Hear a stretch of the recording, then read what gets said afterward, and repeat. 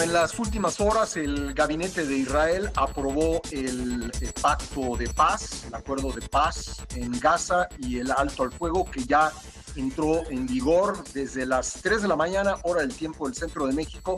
Israel se retiró a la línea que corresponde dentro de estos acuerdos y ahora solamente mantiene presencia en 53% de la franja de Gaza. ¿Es sostenible este acuerdo? Vamos a platicarlo con Fausto Pretelín, internacionalista. ¿Cómo estás, Fausto? Muy buenos días. Gusto de saludarte, Pascal. Muy buenos días. Bueno, pues preguntarte Bueno, eso, pues si es sostenible este acuerdo y si todo marchará pues como se ha establecido con la liberación de los rehenes israelíes en un plazo de 72 horas, Fausto. sí, bueno, pero yo creo que en esta primera etapa sí va a ser sostenible, es decir, cuando entreguen a los rehenes y excarcelen a algunas de las personas de Hamas que están presas, pues posiblemente sí termine esta primera etapa. Yo creo que ahí va a ir bien porque creo que son los objetivos fundamentales, ¿no? Tanto para Israel en el caso de los rehenes y Hamas, pues el caso de los que están en cárcel, pero sobre todo el cese el fuego, ¿no? Creo que eso es lo importante y esa es la mejor noticia que se pudo haber dado. Y después el alcance de este acuerdo, creo que pues ahí sí ya está con alfileres. Yo creo que sí va a estar más complicado, sobre todo si ya estaríamos pensando en el plan, en el acuerdo que propone o que propuso el presidente Donald Trump, porque algunos de los puntos da la impresión, Pascal, de que están expuestos para no ser cumplidos. Yo creo, particularmente el punto 19, donde me parece muy difícil que se va a crear un entorno propicio para el reconocimiento de un Estado palestino. Ya, y también, pues no sé cómo lo veas tú, pero que se haya decretado que cualquier gobierno que exista en Gaza tendrá que ser libre de Hamas. Pues ¿a qué se dedicará esa organización que pues desde su fundación está empeñada en destruir al Estado de Israel? Se ve difícil que se desmovilice por completo Hamas, porque incluso pues contempla también la entrega de armas, ¿no? Sí, eso último es lo que iba a mencionar. La entrega de armas, dice jamás, bueno, vamos a entregar las ofensivas, pero no las defensivas. Ahí Ujú. queda un poco, pues en duda, ¿no? ¿A qué se refiere con ese tipo de armas? Eh, si cumpliera, ¿no? Los 20 puntos, si se llegan a cumplir, pues estaríamos hablando de la desaparición de Hamas. Entiendo que está muy debilitada, que está muy erosionada, que está muy diezmada después de los 2 años de tensión y de guerra y de muertes, pero sí va a ser muy difícil que jamás, de alguna manera también, yo no lo veo tan claro de cómo va a aceptar, ¿no?, su propia desaparición. ¿Se va a transformar quizás o se va a reinventar? No lo sabemos todavía, pero creo que estos acuerdos son de corto plazo y pues ojalá que en largo plazo también se llegara a cumplir, pero sí va a ser muy, muy difícil. Ojalá que me equivoque y que sí se llegaran Sí. a cumplir los 20 puntos, pero se antoja difícil. Fausto, creo que es bastante obvio que mucho de esto impulsó y protagonizó el presidente estadounidense Donald Trump tenía que ver con la posibilidad de que él ganara el premio Nobel de la Paz. Este fue otorgado a María Corina Machado, a pesar de que Trump estaba formalmente postulado para el premio. ¿Crees que, pues, una vez que no recibió el premio, Trump se va a pues, hacer un poco para atrás? ¿Se va a batir en retirada en este tema de la paz en Medio Oriente o lo ves manteniendo ese protagonismo? Bueno, mira, sí, yo creo que parecía un poco infantil, sinceramente, Pascal, el movilizar todo este tipo de acciones, decisiones y mediadores para lograr un premio Nobel. Es posible que en su cabeza pues sí haya pensado en eso. Digo, todavía le quedan 3 años de gobierno, todavía tiene la posibilidad.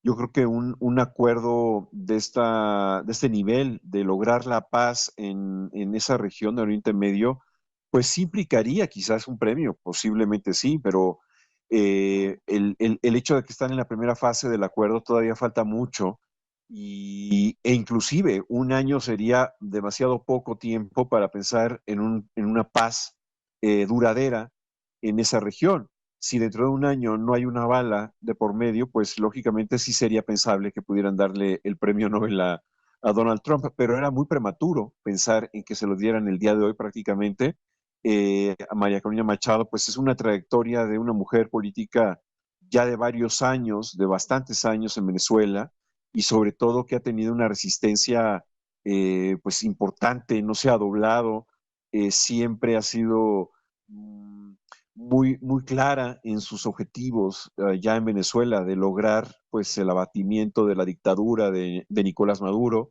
y sobre todo merece un premio después de lo que ocurrió el año pasado, es decir, gana su partido las elecciones, Edmundo González las elecciones presidenciales, y sin embargo se comete una arbitrariedad y un fraude enorme por parte del dictador Nicolás Maduro, y ella sigue en la pelea, ¿no? En tratar de ser dura y clara, de poder lograr la democracia en su país. No creo que tenga esa comparación, sinceramente, el presidente Donald Trump, pese a que diga que ya solucionó 6 guerras o 7 guerras.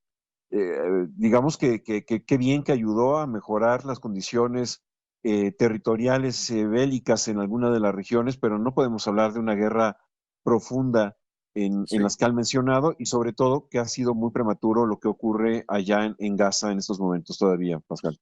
Bueno, Fausto, sí, a Fausto, que no he visto todavía pues ninguna reacción relevante al Nobel de la Paz otorgado a María Corina Machado por parte del régimen de Nicolás Maduro. Sí veo un post de hace 3 horas de Pablo Iglesias, quien es el fundador de Podemos en España y quien ha tenido pues mucha cercanía con el régimen de Maduro.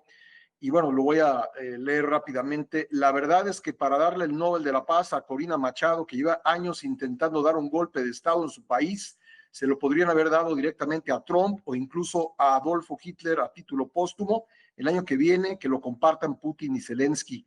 Si ya total, es lo que dice Pablo Iglesias. Me imagino que en mucha gente, en pues ese sector de pensamiento a nivel mundial, no le habrá gustado el Nobel a María Corina Machado.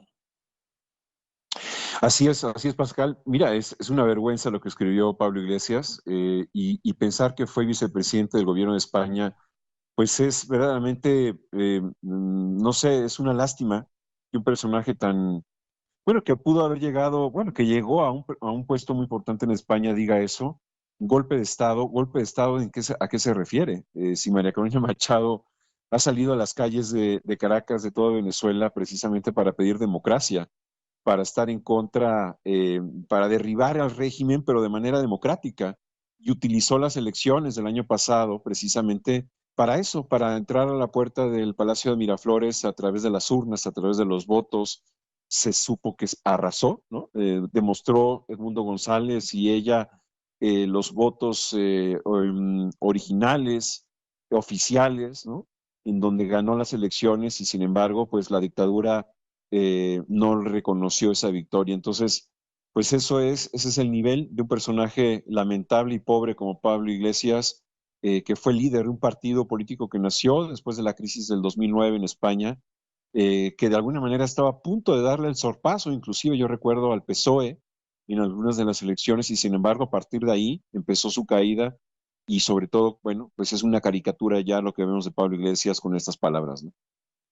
Bueno, y sí, recordar que además el régimen de Maduro impidió a Marina Corina Machado ser la candidata y por eso tuvo que entrar como candidato Sí. Edmundo González, ¿no? Y además recordar que quien tiene el control de las Fuerzas Armadas en Venezuela, pues es el chavismo, entonces, pues golpe de Estado, no sé si esa palabra quepa en ningún lado refiriéndose al trabajo que ha hecho Machado.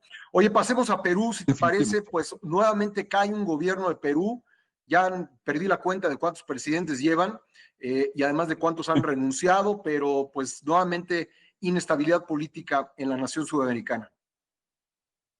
Sí, mira, la arquitectura política de Perú es muy clara en el sentido de que le da mucho poder al Congreso, y el Congreso, si no logra la mayoría, o si la llegara a perder la presidenta, en este caso Boluarte, le den la espalda y prácticamente la dejan a la orilla del abismo, como ocurrió hace algunas horas, como le ocurrió a varios presidentes, y creo que después de lo de Odebrecht hemos visto pues un sismo político en Perú, en donde muchos de ellos han visitado la cárcel y otros, como Alan García, pues se han quitado la vida.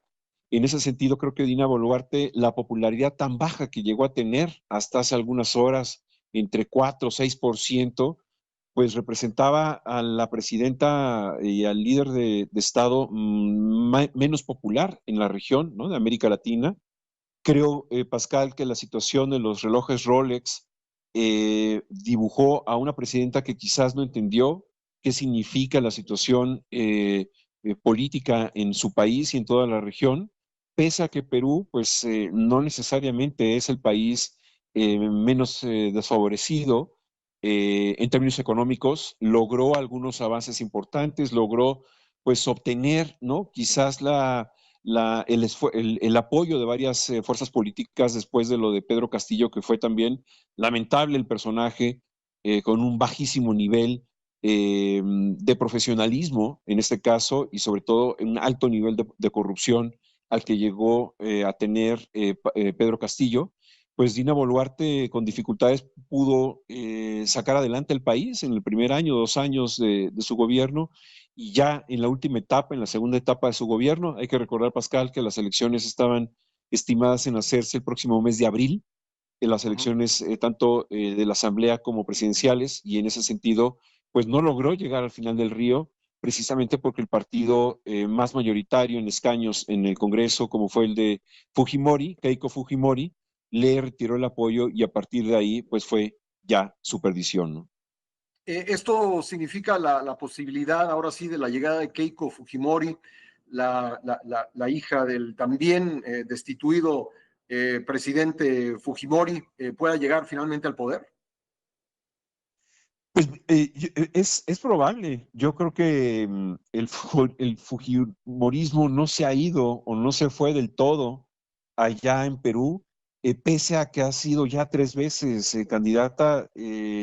Vamos a ver, Pascal, yo creo que tendremos que ver cuáles son las opciones de los otros partidos y si hay liderazgos o no, porque pues, ya de alguna forma también a Fujimori pues se fue desgastando paulatinamente, ¿no? Yo creo que sí ha hecho el esfuerzo por llegar a la presidencia, se ha esperado muchos años.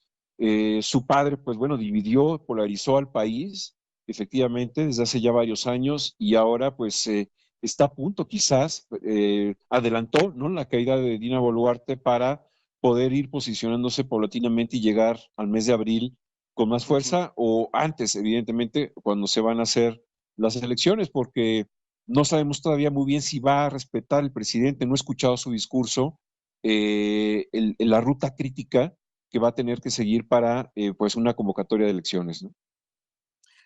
Finalmente, se habla del papel que jugó pues la expansión del crimen organizado en la caída de la presidenta. ¿Qué tanto influyó eso? Bueno, el temas de seguridad creo que no fue avanzando la inseguridad en Perú en los últimos meses como quizás se piensa cuando el crimen organizado logra asentarse, ¿no? Iba a decir en el gobierno, pero no, en este caso quizás los vínculos con el gobierno de Dina Boluarte. Es evidente que sí ha ido creciendo, ¿no? Pero yo creo, Pascal, ya desde que llegó incluso Pedro Castillo, propició el crecimiento precisamente de este tipo de organismos, organizaciones del crimen organizado allá en Perú, sobre todo también la expansión de las células mexicanas de narcotraficantes allá en la región. Poco a poco han ido avanzando paulatinamente, pero sobre todo quizás me parece que fue una decisión más política, me parece, es lo que yo leo, de Sí. Keiko Fujimori de retirarle su apoyo, porque pues era el partido más mayoritario allá en Perú. Pues Fausto, te agradezco mucho que nos hayas acompañado para comentar estos tres temas esta mañana. Al contrario, Pascal, yo me quedaría con lo de Venezuela, que es un duro golpe para el chavismo, el Premio Nobel de la Paz para María Corina Machado. Si ya estaba prácticamente hueco el gobierno, esto viene totalmente a acelerar su erosión, su desgaste, y pues esperemos que pronto caiga, ¿no? Gracias, Fausto, muy amable. Un saludo, buenos días. Gracias, Fausto Pretelini. Antes de irnos a pausa,